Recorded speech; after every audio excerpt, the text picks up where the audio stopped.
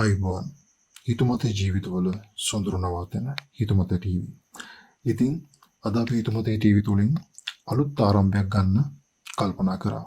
වර්තමානයේ ඔයාට ලොකු අභියෝගයක් වෙලා තිබෙන මේ ඉංග්‍රීසි භාෂාව, ඉංග්‍රීසි දැනුම වර්ධනය කරගන්න මොකද්ද කරන්න පුළුවන්?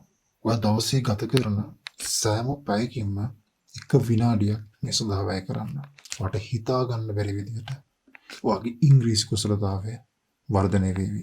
එක දිගට පැය ගණන් වැය කරලා ඔයාට මේ ඉංග්‍රීසි භාෂාව වෙනුවෙන් වැය කරන්න වෙලාවක් නැත්නම් අපි මේ විදිහට උත්සාහ කරමු. අපි මේක හඳුන්වන්නේ විනාඩියක් තුල වාක්‍ය 10ක් කියලා. ඉතින් අපි අපේ පළමු විනාඩිය ආරම්භ කරමු. අංක 1. What are you doing? What are you doing? ඔයා මොනවද කරන්නේ? අංක 2. I am learning English. මම ඉංග්‍රීසි ඉගෙන ගනිමින් සිටිනවා. මේ මොහොතේ මම කරන දේ ගැනයි අපි මේ කියන්නේ. මම ඉංග්‍රීසි ඉගෙන ගනිමින් සිටිනවා. I am learning English. අංක 3. I want to talk with him. I want to talk with him. මට ඔහු සමග කතා කිරීමට අවශ්‍යයි. අංක 4. I am going to buy a book. I am going to buy a pen. I am going to buy a phone.